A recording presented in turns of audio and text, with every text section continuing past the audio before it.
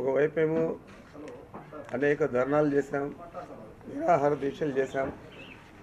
మరి మా నాయకుడు గుంటూరులో 8 రోజులు ప్రత్యేక హోదా గురించి నిరాహార దీక్ష చేయడం జరిగింది. ఢిల్లీలో 2 సార్లు ధర్నా చేశాం. మరి ఢిల్లీలో రాజీనామా చేసిన తర్వాత మా 5 మంది పార్లమెంట్ సభ్యులు 6 రోజులు నిరాహార దీక్ష చేశారు. ఆ తర్వాత మా నాయకుడు అల్లు పెరగకుండా ఒక పట్టుదలతో లక్ష్యానికంటే ఎక్కువగా పాదయాత్ర చేయడం జరిగింది. 3000 కిలోమీటర్లు అంటే 3648 కిలోమీటర్లు పాదయాత్ర చేశారు.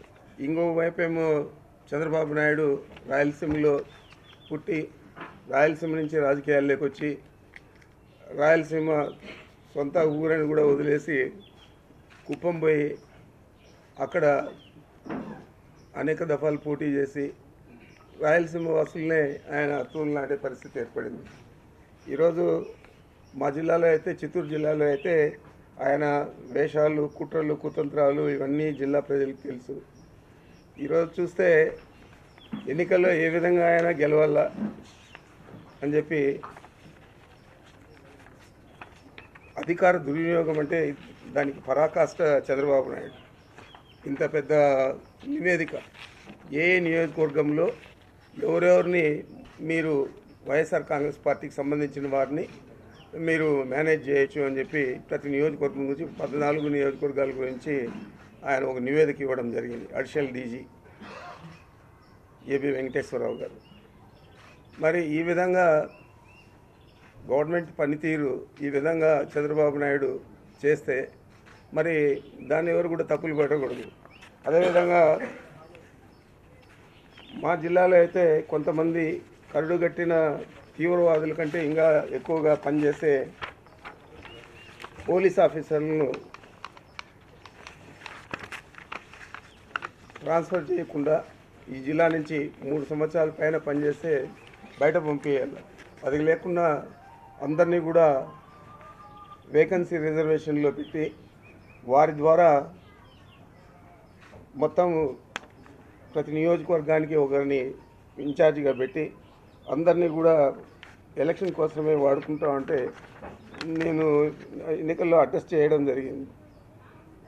ఒకటి నాన్ ఫోకల్ పోస్ట్ అని చెప్పి వేకెన్సీ రిజర్వ్ అంటే నాన్ ఫోకల్ పోస్ట్ కాబట్టి ఈడే పెట్టచ్చు అని చెప్పి జిల్లాలోనే పెట్టుకొని వాళ్ళ ద్వారా ఎలక్షన్స్ అంతా కూడా నడిపే విధంగా చేయడం జరిగింది. దాదాపు ఒక ఇన్స్పెక్టర్ అయితే డబ్బులు కూడా ఒక వ్యాన్లో డబ్బులు కూడా తీసుకొచ్చి 4-5 నియోజకవర్గాలకు ఇచ్చారు. అది ఆ విషయం కూడా మేము తెలియపరిస్తే దాన్ని కనీసం దానికి రెస్పాన్స్ కూడా లేదు. ఇది చాలామంది అధికారులు, ముఖ్యంగా వాళ్ళ పేర్లన్నీ కూడా దీంట్లో ఉన్నాయి, మళ్ళీ కావాలంటే మీరు తీసుకోవచ్చు. నేనే అడ్రస్ చేశాను. అదేవిధంగా ఈ ఎస్పీ గారు అయితే ఇప్పుడు కూడా ఒకే ఒక పక్షంలో పనిచేస్తున్నాడు. తెలుగుదేశం పార్టీ కోసమే నేను పనిచేస్తాననే రీతిలో పనిచేస్తూ ఉన్నాడు. అది కూడా ఎలక్షన్ కమిషన్ గోపాలకృష్ణ ద్వివేదికి నేను అడ్రస్ చేస్తే దాని మీద ఏం చర్యలు లేదు. ఇంకొక వైపు ఏం చెప్తాడంటే election commission YSR Congress party వాళ్ళు చెప్పిందే చేస్తారని చెప్పి దానికి ఒక రంగు పూస్తాడు. అట్లాగైతే ఈరోజు దాదాపు 11 మంది ఆఫీసర్లను ఒక సామాజిక వర్గానికి సంబంధించిన వారినే ఎక్కువగా దాంట్లో పెట్టుకొని ఈ ఎలక్షన్ విధులకు అంత 14 నియోజకవర్గాలకు కూడా నియమించుకొని వారి ద్వారా అన్ని రకాల ప్రలోభాలు, అన్ని రకాల మాకు నష్టం జరిగే విధంగా వైఎస్ఆర్ కాంగ్రెస్ పార్టీకి చేసిన వ్యక్తి చంద్రబాబు నాయుడు. మరి బయటకేమో బీరాలు పలుకుతాడు. మరి ఇప్పుడు ఏదైనా ఉంటే నేను మీ పెద్ద కొడుకు, మీ పెద్దన్న అంటాడు. పెద్ద కొడుకు, పెద్దన్న అంటే ఇప్పుడు ఆయన కానీ నేను కానీ ఇంకెవరన్నా ఉంటే మా ఇంట్లో మా తల్లిదండ్రిని లేదా మా అన్నదమ్ములను, అక్క చెల్లెళ్ళను సక్రమంగా చూస్తామంటే సొసైటీకి అంతా తెలుస్తుంది. ఆ విధంగా కాకుండా నువ్వు మీ తమ్ముడిని పట్టించుకోలేదు, మీ సిస్టర్స్ని పట్టించుకోలేదు, మీ తల్లిని కూడా పట్టించుకోలేదు, మీ తల్లి మీద ఉండే జూబ్లీ హిల్స్ ప్రాపర్టీ కూడా నీ కొడుకు లోకేష్ మీద మార్చుకున్నావు. ఇంత స్వార్థపరుడుగా ఉండి నువ్వు నేను పెద్ద కొడుకు మీకు అని చెప్పి ప్రజలకు నమ్మజెప్తే ఏ విధంగా అది మనం నమ్మాలో మీరు అర్థం చేసుకోవాలా. మా చిత్తూరు జిల్లా వాళ్ళకైతే తెలిసి ఈయన గురించి ఇతను చెప్పేది ఒకటి చేసేది ఒకటి అని. ఎన్నికల్లో కూడా చూసారు మీరు. చెప్పింది ఏంది, ఆయన 600 హామీలు ఇచ్చాడు, చేసింది ఏంది అవన్నీ కూడా మర్చిపోయాడు. దాన్ని ఏమంటారు, సినిమా ఒకటి ఉంది గజనీ అని, గజనీలో మాదిరి ఈ 5 సంవత్సరాలు వ్యవహారం చేశాడు ఎన్నికల ముందు చెప్పింది చెప్పి. ఈరోజు చూస్తే పసుపు కుంకల వల్లే మహిళలంతా ఎక్కువగా వచ్చారు, మా పార్టీ మహిళల మద్దతుతోనే గెలుస్తుందని చెప్పాడు. పసుపు కుంకం గురించి నువ్వు మాట్లాడుతూ ఉన్నావు. వారికి వడ్డీ లేని రుణాలు బ్యాంకులు రుణాలు చెల్లిస్తే వడ్డీ లేని రుణాలు అంటే ప్రభుత్వం వడ్డీ చెల్లించాలి బ్యాంకులకు. నువ్వు ఈ 5 సంవత్సరాలు దాని మాట ఎత్తుకోలేదు. నువ్వు 10,000 ఇచ్చినా ఇంకా ప్రతి మహిళ మీద కూడా వాళ్ళని ఎత్తిన ఇంకా వడ్డీ డబ్బులే ఉన్నాయి. ఇంకా అసలు విషయం మనం మర్చిపోవాలి. ఆ రోజు ఏం చెప్పాడు, మొత్తం మహిళా సంఘాల రుణాలన్నీ మాఫీ చేస్తా అన్నాడు. మరి ఈరోజు మళ్ళా మహిళలను మోసం చేయడానికి 4 సంవత్సరాల 9 నెలలు 10 నెలలు మర్చిపోయి 2 నెలల ముందు ఎన్నికల ముందు పసుపు కుంకం పేరుతో 3 విడతలుగా 10,000 వేశాడు. అదేవిధంగా రైతు భరోసా అని ఏదైతే మా నాయకుడు జగన్మోహన్ రెడ్డి గారు చెప్పారో, మా నవరత్నాలు ఇప్పుడు 2.5 సంవత్సరం ముందర గుంటూరులో ప్లీనరీ సెషన్ జరిగింది. ఆ ప్లీనరీలో ఆయన ప్రకటించాడు. వాటిని ఎన్నికల ముందు కాఫీ కొట్టి పెన్షన్లు 1,000 రూపాయలు 2,000 చేయడం కానీ, ఆ తర్వాత రైతు భరోసా కింద 3,000 ఒకసారి 4,000 వేశాడు. నిజంగా ఆయనకు రైతుల మీద కానీ మహిళల మీద కానీ అక్కడుంటే ముఖ్యమంత్రి అయిన తర్వాత ఎప్పుడైనా చేసిండొచ్చు, ఎంతైనా ఇచ్చిండొచ్చు, మేము కూడా దాన్ని ఆహ్వానించండి వాళ్ళం. మరి ఆ విధంగా చేయలేదు. నాలుగోది, ఎక్కడ ప్రభుత్వ డబ్బుతో మనం ఎన్నికలు చేయొచ్చు, ఎక్కడ మనం ఏ విధంగా చేస్తే ప్రభుత్వ సొమ్మును వాళ్ళకి ఎరగా వేసి మనం ఓట్లు మలుచుకోవచ్చు అని ఒక పెద్ద ఎత్తున మరీ నా మీద అయితే పెద్ద కుట్ర చేశాడు. కేవలం అంతా కూడా ఉంది, డీటెయిల్ రిపోర్ట్ అంతా కూడా కేవలం డ్రిప్ అండ్ స్ప్రింక్లర్ ఇరిగేషన్ అంటే మైక్రో ఇరిగేషన్ అని ఉంటుంది కదా, దాన్ని ఆ డిపార్ట్మెంట్ నుంచి 5,589 మందికి ఒక పొంగునూరు తంబల్పల్లి నియోజకవర్గాలకు మాత్రమే ఇచ్చాడు ఈ జిల్లాలో ఎన్నికల తర్వాత. ఇది మేము లెటర్ కూడా రాశాను. లెటర్ ఎలక్షన్ కమిషన్కి రాస్తే ఎలక్షన్ కమిషన్ ఏం చెప్పిందంటే ఇది ఆన్గోయింగ్ ప్రాజెక్టు, దీన్ని ఆపడానికి లేదు అని చెప్పింది. ఆన్గోయింగ్ ప్రాజెక్ట్ పేరుతో ఆయన నెపం పెట్టుకొని దాదాపు 5,589 మంది ఎస్సీ ఎస్టీ బెనిఫిషరీస్కు 34,56,82,407 టోటల్ సిస్టమ్ కాస్ట్ అయితే దాంట్లో సబ్సిడీ అమౌంట్ 32,80,840 రూపాయలు. 32,80,840 రూపాయలు సబ్సిడీ అమౌంట్ మాత్రం రిలీజ్ చేస్తాడు ఎన్నికల ముందు. 2 నియోజకవర్గాలు, పొంగునూరు తంబల్పల్లి నియోజకవర్గాలు, అంటే 5,589 కుటుంబాలలో కనీసం 4 ఓట్లు 5 ఓట్లు పెట్టుకుంటే కూడా దాదాపు 20-25 వేల ఓట్లను ప్రభావితం చేసే విధంగా ఆయన ఈ 32 కోట్ల చిల్లర సబ్సిడీ రిలీజ్ చేశాడంటే ఇది ఎంత దుర్మార్గమో ఎంత అక్రమమో మనం అంతా కూడా గ్రహించాల.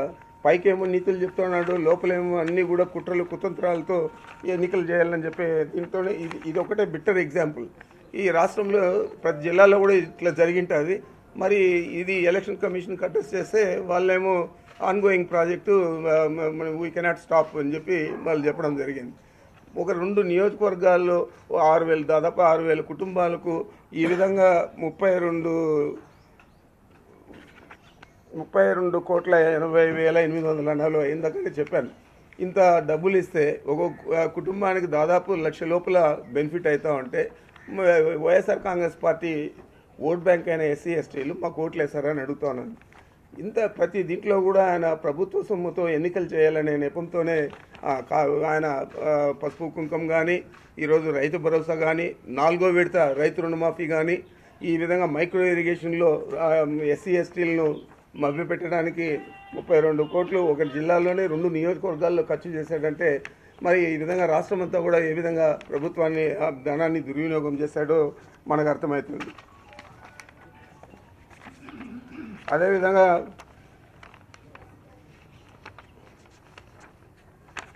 మళ్ళీ నిన్న రాత్రి చెప్తాడు, మీడియా ముందుకు కూడా రాలేదు ఆయన, ఈరోజు ఏదో మాట్లాడినట్లు ఉన్నాడు. పోలింగ్ మూసేదాకా అన్ని డ్రామాలు చేశాడు.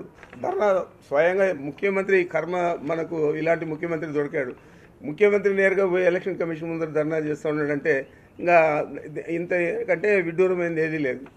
నిజంగా ఎలక్షన్ కమిషన్ మాకు అన్యాయంగా ఆయనకు అన్యాయం చేసి మాకు ఫేవర్ చేసింటే మేము ఇన్ని లెటర్లు రాసి కొట్టుకుంటే దేని మీద కూడా యాక్షన్ తీసుకోలేదు. మరి రాష్ట్రం అంతా కూడా అదే విధంగా ఉంది. ఆయన పోయి నిన్న మళ్ళా ఎల్లో మీడియాకి అంతా లీక్ ఇస్తాడు, ఏది 130 సీట్లు వస్తాయి అని చెప్పి వాళ్ళు ఆయన భజన చేస్తారు. ఈరోజు రాష్ట్రం మొత్తం మీద అనేక జిల్లాలలో అనేక రకాల అల్లర్లన్నీ కూడా జరిగాయి నిన్న. కారణం పోలీసులు ఉన్నారు, వాళ్ళ కార్యకర్తలు చాలా పిచ్చిమీరి దౌర్జన్యాలు చేశారు. నిన్న మా నియోజకవర్గంలో అయితే ఒకే ఒక చోట పెద్ద ఎత్తున గలాటా చేసి మా కార్యకర్తలందరినీ కొట్టి పోలీసుల మీద కూడా మ్యాన్ హ్యాండిల్ చేసి అక్కడ ఉండే కానిస్టేబుల్స్ మీద కూడా దానికి ఇంతవరకు కేసు కూడా కట్టలేదు. మరి ఈ విధంగా ఉంటే ఇంకా మీరు చూస్తూ ఉన్నారు, పూతలపట్లో పాపం ఎస్సీ అభ్యర్థి యువకుడు మంచివాడని చెప్పి జగన్మోహన్ రెడ్డి గారు ఆయనకు సీట్ ఇవ్వడం జరిగింది. ఆయనను ఒక ఎస్సీ అభ్యర్థిని కూడా చూడకుండా ఆయన కిడ్నాప్ చేసి ఒక రహస్య ప్రాంతానికి తీసుకుపోయి మ్యాన్ హ్యాండిల్ చేసి చావు బతుకుల్లో ఉంటే నిన్న ఇక్కడ ప్రైమరీ చికిత్స చేసిన తర్వాత సీరియస్గా ఉందంటే మళ్ళీ బెంగళూరు అపోలో హాస్పిటల్కి తరలించడం జరిగింది. తమ్మలపల్లిలో ఆర్పి వెంకటరమణారెడ్డిని రాళ్లతో కొట్టి కాళ్ళతో తొక్కి చనిపోయిన దాకా వదలలేదు. అక్కడ అడ్డం వచ్చిన వాళ్ళు కూడా అందరినీ కొట్టి వాళ్ళందరినీ కూడా తరుముకున్నారు. బూతుల వద్ద రాకుండా అడ్డుకున్నారు. మళ్ళీ జీడి నెల్లూరులో కూడా మా శాసనసభ్యుడు ఇప్పుడు ప్రజెంట్ వైఎస్ఆర్ కాంగ్రెస్ పార్టీ అభ్యర్థి వాళ్ళ దీంట్లో కూడా గోవింద్ రెడ్డి అని చెప్పి ఒక YSR Congress party senior leader వాళ్ళ అబ్బాయి సురేష్ అని చెప్పి అతని తల పగలగొట్టారు. మరి కుప్పం నియోజకవర్గంలో ప్రజాస్వామ్యంలో ఉన్నాము. వైఎస్ఆర్ కాంగ్రెస్ పార్టీ పార్లమెంట్ అభ్యర్థి పర్యటిస్తూ ఉంటే అక్కడ అందరూ కూడా అన్ని బూతులు ఎక్కడ కూడా నువ్వు రాకూడదు, బూతుల దగ్గర పర్యటించకూడదు అని చెప్పి మా అభ్యర్థి ఎన్ రెడ్డప్పను అడ్డుకోవడం జరిగింది. ఈ మాదిరి చూస్తే తాడిపత్రిలో ఒక మర్డర్ జరిగింది. జమ్మలమడుగు, రాజంపేట, ప్రొద్దుటూరు, ఆళ్లగడ్డ, రాఫ్తాడులో పరిదిగించి దాడులకు పాల్పడినారు. మళ్ళీ ఈయనేమో చెప్పేదేమో రాయలసీమ రత్నాలసీమ అంటాడు. మరి అందరూ కూడా వీళ్ళంతా కూడా ఫ్యాక్షనిస్టులే. ఇక్కడ ఉండే క్యాండిడేట్లు అందరూ కూడా తెలుగుదేశం పార్టీకి సంబంధించిన వారు. వాళ్ళందరినీ కూడా పెంచి పోషిస్తూ ఉన్నాడంటే మరి ఆయన ఫ్యాక్షనిస్టులందరినీ కూడా ఫ్యాక్షనిజాన్ని రాయలసీమలో మళ్ళా పురిగొల్పుతూ ఉన్నాడు అనేది ఈ ప్రాంతాలు చూస్తేనే మీరు జమ్మలమూడ కానీ, రాజంపేట కానీ, ప్రొద్దుటూరు కానీ, ఆళ్లగడ్డ కానీ, తాడిపత్రి కానీ, రాప్తాడులో కానీ అందరూ కూడా ఫ్యాక్షనిస్టులే ఆడ వాళ్ళ అభ్యర్థులుగా ఉన్నారు. మరి వాళ్ళంతా పరితెగించి మా నాయకుల మీద, కార్యకర్తల మీద, అక్కడ కంటెస్ట్ చేసే అభ్యర్థుల మీద దాడులకు పాల్పడినారు. మరి ఈ ప్రజాస్వామ్యాన్ని మర్డర్ చేశామని చెప్పి చంద్రబాబు చెప్తున్నాడు. మళ్ళీ ఆయన ప్రజాస్వామ్యంలో అయితే ఆయన 4.5 సంవత్సరం 5 సంవత్సరాల దగ్గర ముఖ్యమంత్రిగా ఉన్నాడు. ఈ 5 సంవత్సరాల్లో ఎంతమంది వైఎస్ఆర్ కాంగ్రెస్ పార్టీకి సంబంధించిన నాయకులను చంపేశారు, ఎంతమంది కార్యకర్తలను చంపేశారు, ఎంతమంది మీద ఎస్సీ ఎస్టీ కేసులు పెట్టారు వాళ్ళకి సంబంధం లేకపోయినా కానీ ఎన్ని కేసులు నమోదయ్యాయి అవన్నీ కూడా చూస్తే తారస్థాయికి ఆయన పోలీసు బలగాన్ని వాడుకునే దాంట్లో తారస్థాయికి చేరినాడని మనం చెప్పక తప్పదు. ఈరోజు చూస్తే మళ్ళీ ఆయన ఏం చెప్తున్నాడు,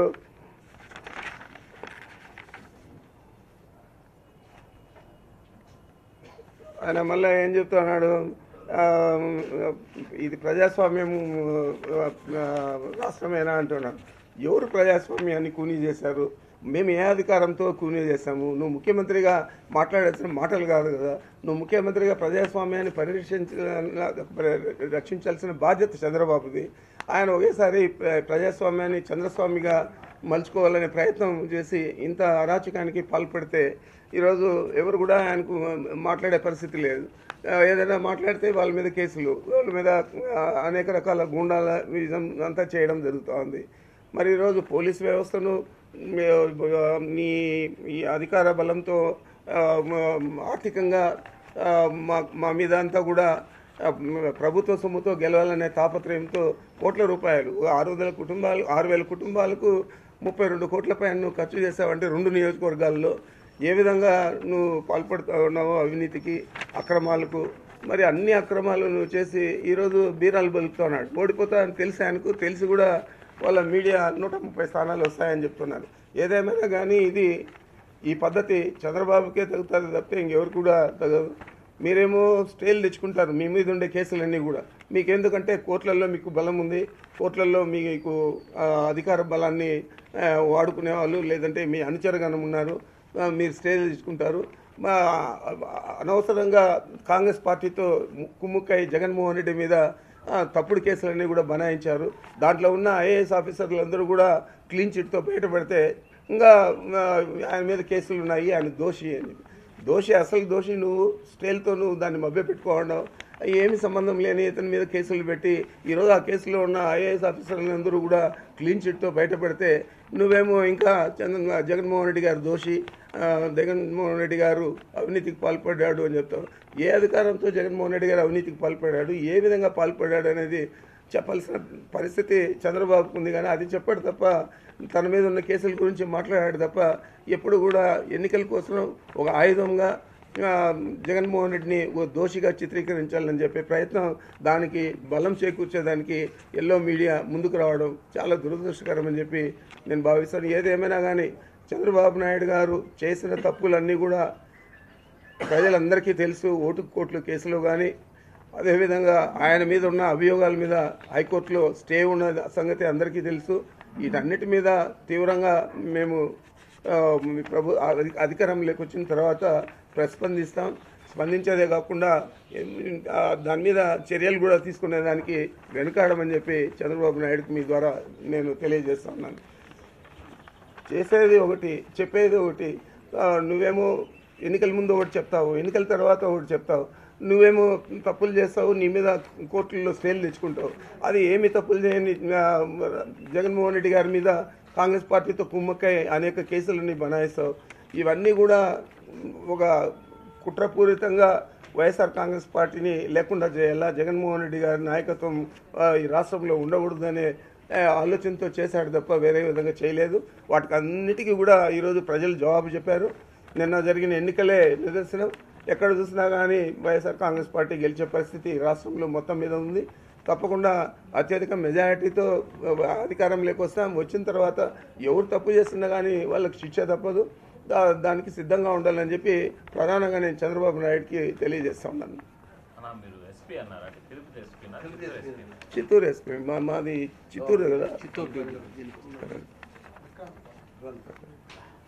ఆయన విక్రాంత్ పాటిల్ గారు, విక్రాంత్ చౌదరి వాళ్ళ భార్య చంద్రబాబు నాయుడు బంధువు అంట. అందుకే ఆయన చాలా పిచ్చి మీరిపోతున్నాడు. ఇంకేమైనా అడిగేదంటే అడగండి.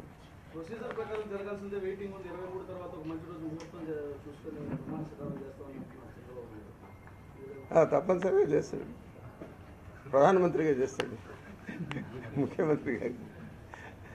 మీకు అందరికీ తెలుసు రిజల్ట్ ఏ విధంగా ఉండబోతుందో. నిన్న జరిగిన పోలింగ్ సరళి చూస్తే అందరికీ తెలుసు. మాకు అన్నీ వస్తాయి. కుప్పం 100% వస్తుంది. మా చంద్రమౌళి గారి అబ్బాయి, ఆయనకు ఆరోగ్యం బాగాలేదు కాబట్టి రాలేదు. భరత్ చాలా కష్టపడ్డాడు, చాలా బాగా పనిచేశాడు. నేరులో అయినా మేము గెలుస్తామని నమ్మకం మాకు. కుప్పం కూడా అంటే ఏమి చంద్రగిరిలో ఓడిపోయినాడు, కుప్పంలో ఓడిపోయేది ఏం పెద్ద పని.